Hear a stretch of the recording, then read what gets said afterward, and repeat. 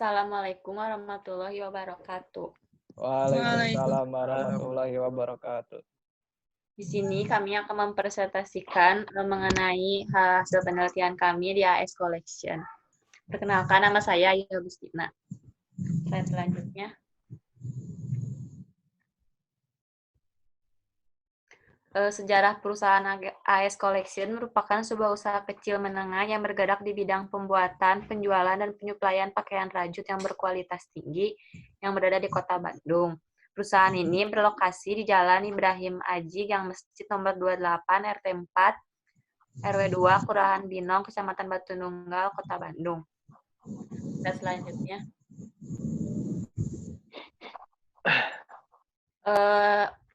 Bidang usaha ini di industri rajutan, nama pemiliknya Bapak Asep Sutisna. Alamatnya bisa dilihat di slide selanjutnya. Perbedaan kami dengan kelompok tahun sebelumnya. Kalau kelompok tahun sebelumnya itu memberikan usulan di Kabupaten Bogor, kalau kelompok kami memberikan usulan di Kabupaten Subang. Karena daerah tersebut merupakan dataran tinggi, sehingga banyak masyarakat Subang yang membutuhkan pakaian hangat. Slide selanjutnya.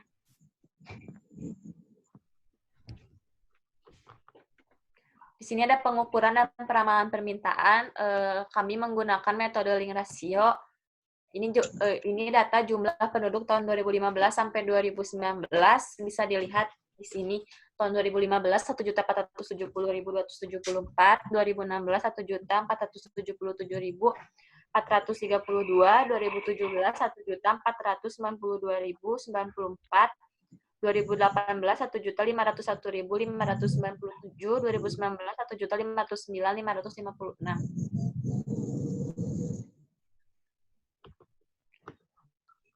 Diasumsikan persentase pengalokasian pendapatan di Kabupaten Subang sebagai berikut. Dikonsumsi 80%, investasi 10%, tabungan 10%. Dikonsumsi dibagi lagi ada papan, pangan, sandang. Papan 50%, pangan 20%, sandang 30%. Di sandang juga dibagi lagi ada pakaian, alas kaki, dan aksesoris. Pakaian 40%, alas kaki 30%, aksesoris 30%. Di pakaian dibagi lagi ada rajut dan non-rajut. Di rajut itu 20%. Sehingga jumlah persentasenya adalah 80% dikali 30% dikali 40% dikali 20% sama dengan 0,0192.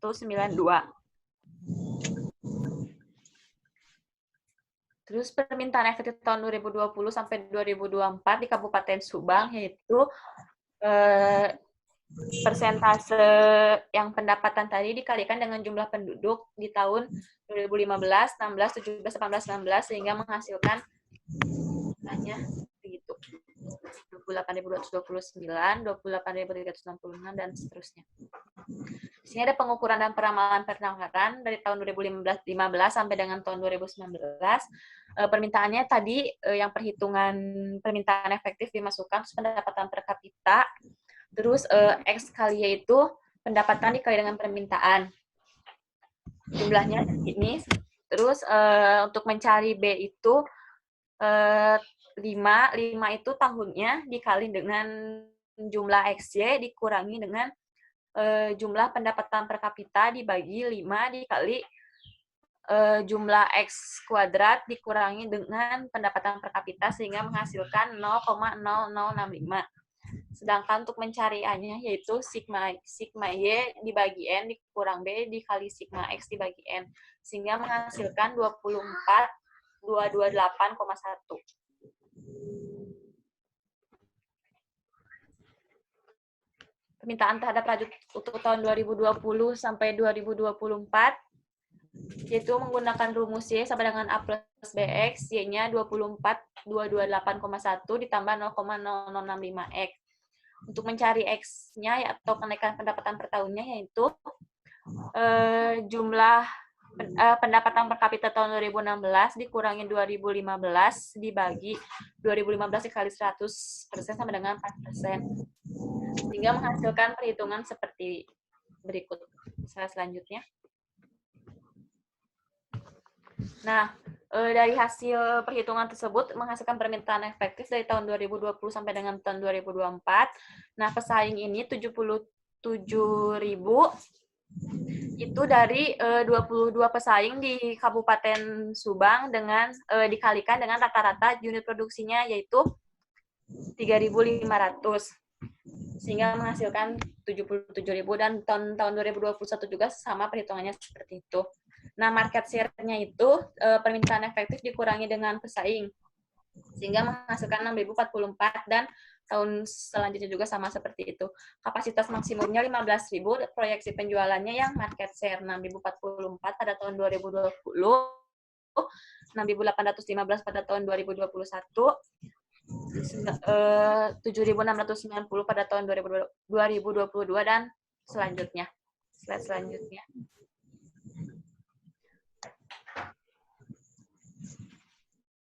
Penetapan harga, kalau jaket 100.000 per unit, sweater 55.000, kardigan 50.000, rompi rajut 60.000, shawl 45.000. Slide selanjutnya akan dibacakan oleh teman saya, Dea. Di sini ada perencanaan program pemasaran. Yang pertama itu ada produk. Jadi produk AS Collection itu merupakan perusahaan industri yang bergerak di bidang rajutan produk-produk yang dihasilkan oleh perusahaan ini. Kayak yang pertama itu sweater, yang kedua jaket, yang ketiga kardigan, yang keempat rompi sekolah, dan yang kelima shawl. Slide selanjutnya.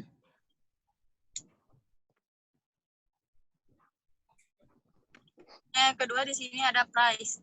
Harga produk rajutan di AS Collection ini relatif terjangkau oleh masyarakat karena produk di sini berkisar harga dari 20.000 hingga 100.000. Dengan harga yang relatif sangat murah berkualitas, ini menjadi salah satu daya tarik konsumen. Dan yang ketiga ada place. AS Collection ini terletak di Jalan Ibrahim Aji Gang Masjid RT 004 RW 002 Kelurahan Binong Kecamatan Batu Nunggal. Dan yang keempat ada promotion. Penetapan media periklanan yang AS Collection ambil untuk mengenalkan produk kerajutannya itu melalui media cetak seperti koran, media elektronik seperti di salah satu televisi swasta di Indonesia dan radio. Media internet juga menjadi salah satu media yang digunakan oleh Pak Asep. Slide selanjutnya. Ini ada perkiraan penjualan, segmentasi pasar. Strategi segmentasi untuk memasarkan pasar pakai rajut dapat dikelompokkan menjadi dua bagian. Yaitu yang pertama, pelangganan diidentifikasikan sebagai konsumen penikmat rajut, terutama wanita yang mengikuti tren. Dan yang kedua itu segmen pasar yang ingin dilayani oleh perusahaan ini adalah konsumen wanita dan pria yang berusia remaja hingga dewasa yang sedang gandrung dengan fashion. Slide selanjutnya. Target pasar. Nah, target pasar untuk AS Collection ini itu para konsumen wanita, mulai dari kalangan remaja hingga dewasa, karena wanita ternyata cenderung lebih cepat bosan dan selalu mengikuti tren fashion. Slide selanjutnya. Kondisi persaingan AS Collection ini di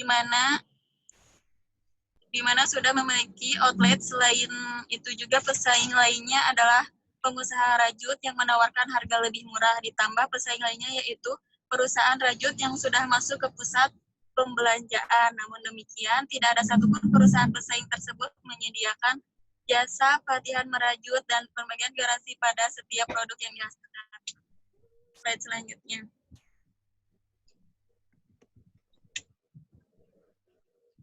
Langsung ke ini aja, ini aspek teknis. Aspek teknis dan produksi, bahan-bahan baku dan peralatan. Yang pertama bahan baku. Di sini ada benang, akrilik, dan yang kedua kantun. Kedua bahan penolong. Yang pertama benang sisa, 2 plastik, 3 bordir, 4 sleting, 5 kancing. Untuk peralatannya yaitu yang pertama mesin obras, kedua mesin linking, dan ketiga mesin rajut, yang keempat mesin steam. Slide selanjutnya. Langsung ke aspek keuangan aja. Langsung aspek keuangan. Nah, ini sok bacain. Untuk aspek keuangan di sini jenis aktiva, mesin rajut, mesin obras, mesin linking, mesin steam, komputer, harga per unitnya yaitu mesin rajut. Untuk mesin rajut 3 juta, jumlah per unitnya 2. Harga perolehannya 6 juta, itu dari harga per unit dikali jumlah per unit. Dikali 2 hasilnya 6 juta. Untuk nilai residunya 2 juta, umur ekonomisnya 5 tahun. Beban penyusutannya yaitu 5.600.000. Dan untuk mesin obras 1.500.000, jumlah per unitnya 2, harga perolehannya 3 juta. Nilai residunya 1.500.000, umur ekonomisnya sama 5 tahun, beban penyusutannya 2.700.000. Itu bisa dilihat di sini. Jadi totalnya untuk harga perolehan 20 juta dan untuk beban penyusutan 18.400.000. Slide selanjutnya akan dibacakan oleh Angga.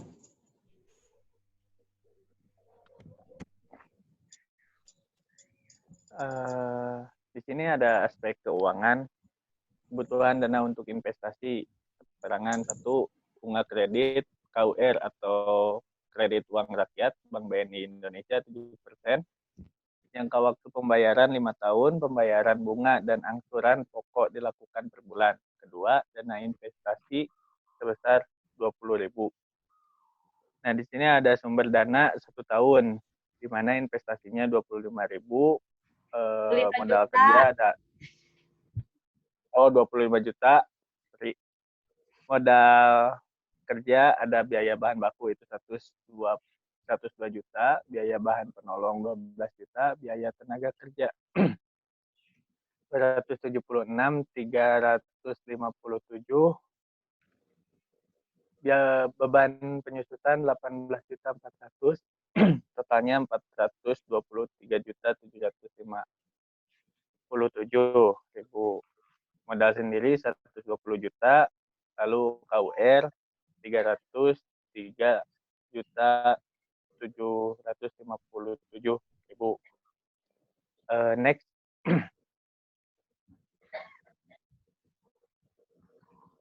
Lalu ada kebutuhan dana per tahun. Pertama, dana untuk aktiva itu ada peralatannya mesin rajut, mesin obras, mesin linking, mesin steam, sama komputer. Nah, bisa dilihat langsung aja ke total dana untuk aktiva itu 20 juta. Lalu yang B, dana untuk modal kerja, di situ ada biaya bahan baku, benang akrilik, cotton, jarum, total biaya bahan baku 102 juta. Lalu bahan penolong, plastik, botil, teling, kancing, totalnya 12 juta. Lalu total biaya bahan penolong, upah kerja rajut, upah kerja obras, upah kerja linking, upah kerja steam, upah kerja packing, gaji karyawan tetap, total biaya tenaga kerja itu 276.357.000. Total keseluruhan yaitu 410.357.000. Next.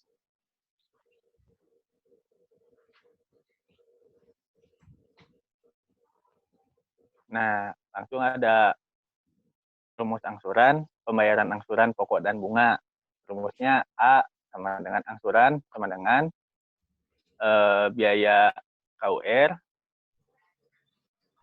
dikali bunga per 12. Lagi rumusnya 1 min dalam kurung 1 plus bunga per 12 pangkat tahun kali 12. Angsuran sama dengan 303.757.000 kali 7% per 12 per 1 min 1 plus 7% per 12 pangkat min 5 kali 12 sama dengan 2.840,126. Nah, lalu angsuran ini ada bisa dilihat angsurannya.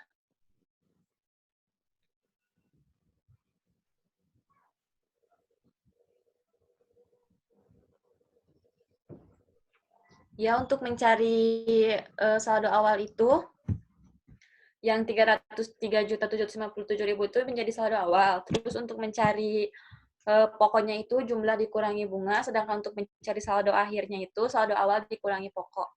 Sehingga angsuran tahun pertama itu pokoknya 52.579.721, bunganya 19.597.315 dan jumlahnya 72.177.036.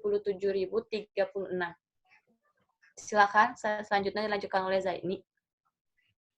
Oke, makasih. Next, langsung ke rincian pinjaman ke bank. Siap. Yang ini? Ya. Nah, ini ada angsuran pokok tahun 2020 itu 52.579.721 rupiah. Tahun 2021 56.380.714 rupiah. Tahun 2022 60.456.480 rupiah. Tahun 2023 64.826.884 rupiah. 2024 69.513.201 rupiah. Lalu angsuran bunganya bisa dilihat. Lalu ada biaya produksi. Biaya produksi itu ada terdiri dari biaya variabel, di mana biaya bahan baku, biaya bahan penolong, biaya tenaga kerja, itu bisa dilihat total bahan bakunya 120 juta, lalu harga pokok per unitnya 19.392. Total biaya bahan penolong itu 12 juta, terus harga pokok per unitnya 2.274. Total biaya tenaga kerja itu jumlahnya 132.432.000. Lalu harga pokok per unitnya 25.096.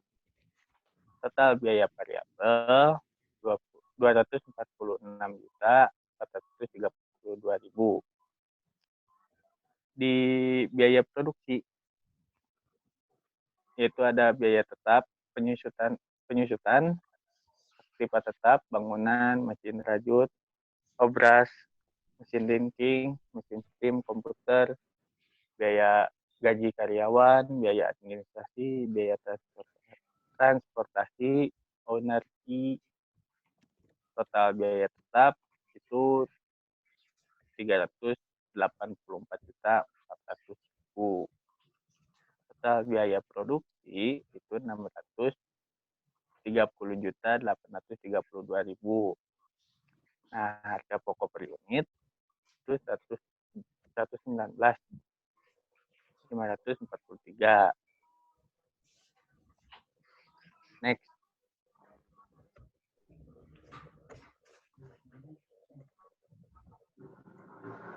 Ada biaya proyeksi produksi tahun 2020, tahun 2021, tahun 2022, 2023, 2024. Unit produksi, biaya produksi variabel, antara lain biaya bahan baku, biaya bahan penolong, biaya tenaga kerja, upah kerja rajut, upah kerja obras, upah kerja printing, upah kerja steam, upah kerja packing, total biaya tenaga kerja langsung saja bisa dilihat oleh teman-teman atau Bapak. Oh iya, maaf. Mau ngasih tahu, untuk mencari biaya bahan baku itu, unit biaya bahan baku yang 102 juta di slide sebelumnya itu dikurangi dengan unit produksi, jadi menghasilkan 101.993.996. Biaya bahan penolong juga itu dari jumlah biaya bahan baku penolongnya dikurangi dengan unit produksinya. Ya, lanjutkan. Nah, lalu ada proyeksi laba rugi. Proyeksi laba rugi pendapatan itu penjualan bebannya, biaya bahan baku, biaya bahan penolong, upah pegawai. Lalu aktiva tetap dan penyidikan, bangunan, mesin rajut, mesin obras, mesin linking, mesin steam, komputer, gaji karyawan tetap, biaya administrasi, transportasi, owner fee. Nah, lalu jumlah izin masuk gimana, dulu Rum? ya. Izin menambahkan ya. penjelasan dari Kang Angga.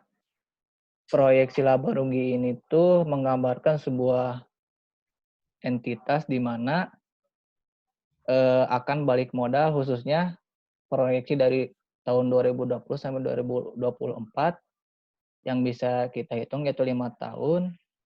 Menurut perhitungan yang kami telah hitung, perusahaan tersebut tuh balik modal di tahun 2023. Seperti itu. Silakan Kang Angga. Nah, langsung aja lanjutin aja sama Kang Hoirul di slide 32 proyeksi arus kas. Sebentar, ini belum selesai yang laba rugi. Oh, belum? Ya yang laba rugi. Yang 604.400.000 itu tuh dari unit produksi dikalikan dengan ini penjualannya tuh memakai yang harga yang 100.000, jadi 6.044 dikalikan dengan 100.000 jadi menghasilkan 604.400.000. Tahun selanjutnya juga sama dikalikan dengan 100.000. Terus untuk laba sebelum bunga dan pajak itu cara menghitungnya itu penjualan dikurangi dengan jumlah beban dan penyusutan. Dari laba sebelum pajak itu tuh dari laba belum bunga dan pajak ditambah dengan angsuran pokok. Pajak 25% itu udah ketentuannya 25%. Jadi laba sebelum pajak dikalikan dengan 25%. Sedangkan laba bersihnya itu laba sebelum pajak dikurangi dengan pajak sehingga menghasilkan laba bersih. Silakan selanjutnya.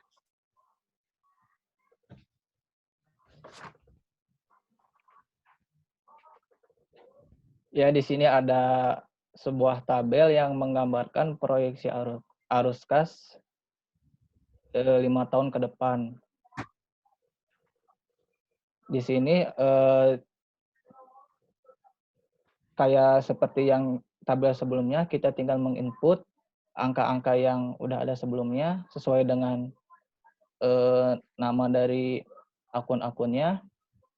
Lalu setelah itu kita jumlahin sesuai per tahunnya dan dilihat dari proyeksi arus kas 5 tahun ke depan, hasil perusahaan ini telah kami proyeksikan bahwasannya balik modal atau balik arus kasnya tuh yang positifnya tuh di tahun ke-3 tahun 2022 berbeda dengan laba rugi yang di tahun 2023 seperti itu.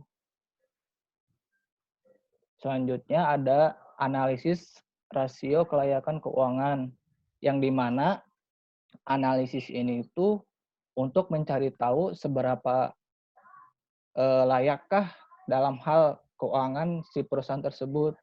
Jadi sebelum melakukan atau membuka usaha, kita harus menghitung dulu rasio keuangannya pantas atau tidaknya, seperti itu.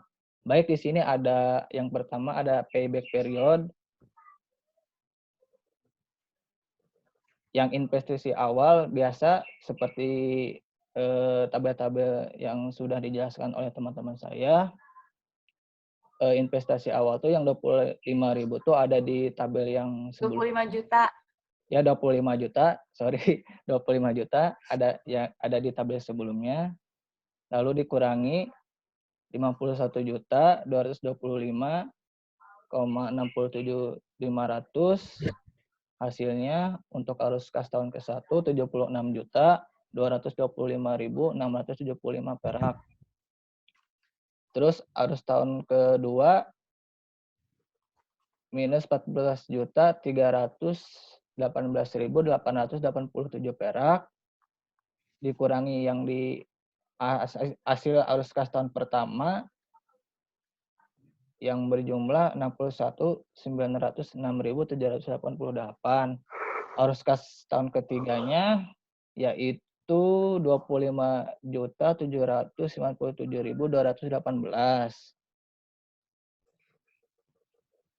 Terus dikurangi arus kas tahun kedua yang hasil pengurangan dari tahun ke-1 yaitu 36.109.270 perak. Terus arus kas tahun keempat yaitu berjumlah 61.9.448 perak. Perhitungannya yaitu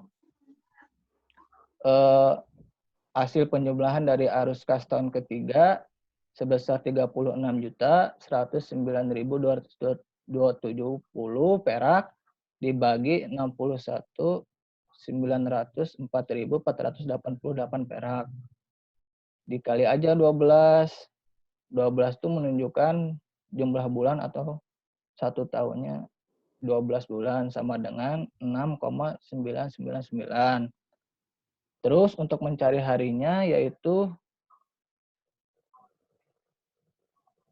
tinggal hasil yang tadi dikurangi 6, lalu hasilnya 0,99 dikali 1 bulan itu berapa hari, hasilnya 29 hari. Jadi pengembalian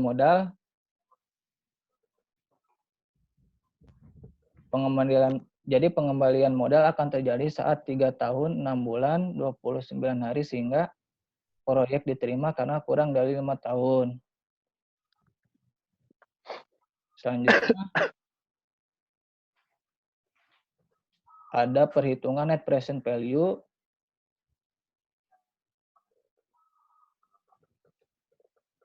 Di mana di sini kita bisa lihat sama-sama ada tabel yang menjelaskan net present value dari perhitungannya 5 tahun. Teman-teman bisa lihat di sini di tabel ini present value-nya, jumlah present value-nya yaitu 98.370.860 perak. Terus dikurangi aja investasi awal, jadi net present value-nya yaitu 73.370.860 perak. Jadi bisa ditarik kesimpulan yaitu proyek ini dapat dilanjutkan karena net present value bersifat positif sehingga menguntungkan jika proyek ini dilanjutkan. Oh iya, izin memotong. Ya, silakan. Sebelumnya itu buat yang PVIF yang 2,83% itu tuh dilihat dari ROI 5 tahun ya. Oh ya. Yang positifnya. Ya. Selanjutnya di sini ada tabel net present value negatif. Di sini beda jumlahnya khususnya present value 4.511.751 perak. Dikurangi seperti biasa investasi awal. Jadi di sini hasilnya hasil net present value-nya jadi negatif negatif 20.488.249.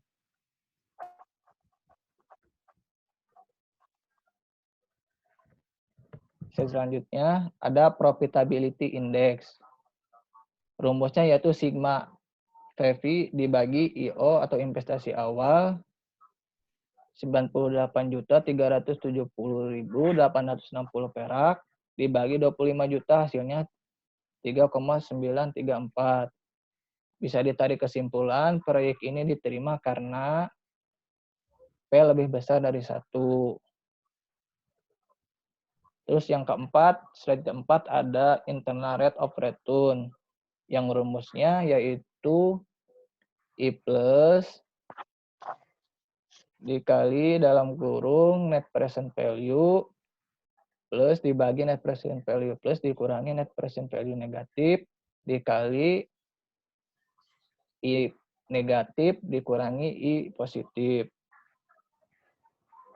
Lalu di sini langsung aja kita masukkan angka-angka yang di tabel sebelumnya seperti V investasi I negatif I positifnya yaitu sebesar 2,83% ditambah NPV positifnya 73.370.865 dibagi 73.370.865 dikurangi NPV negatifnya sebesar 20.488.249 perak dikali 25% dikurangi 2,83%, sehingga hasilnya 8,70%. Proyek ini diterima karena IRR lebih besar dari I+. Di sini ada rumus menghitung mengenai average rate of return. Di sini ada tabel potongan dari tabel sebelumnya. Untuk mencari average rate of return yaitu rumusnya average earning after tax dibagi investasi awal dibagi 2 dikali 100%.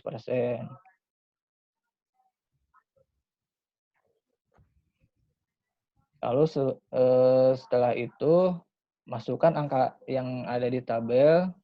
Average EAT-nya berapa? 13.587.677 dibagi investasi awal dibagi 2 dikali 100%, hasilnya 1,087. Nah, di sini ada contoh hasil rajutan dari AS Collection. Ada jaket, ada kardigan, ada shawl. Sekian presentasi dari kelompok kami. Mohon maaf apabila ada kesalahan. Bila taufiq wal hidayah. Assalamualaikum warahmatullahi wabarakatuh. Waalaikumsalam warahmatullahi wabarakatuh.